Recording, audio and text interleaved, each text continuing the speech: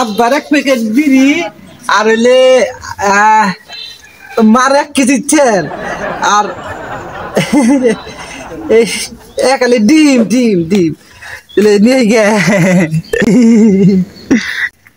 কিরে হাবা কন্দাস দেখেছো আইলিয়া ধনে ধনে দিলাম আঙ্গা বাড়লে 1 কেজি বিড়ি তার দাঙ্গো মারলে 1 কেজি ডিম আর একালে ছেলে নিগে ও তো হাবা দেখি আর 100 টাকা মাইরা দিয়ে নাকি হাই তোর নাকি একটা বাজি ধরি কি বাজি একটা কয়লা ওইটা যদি রং না কইরে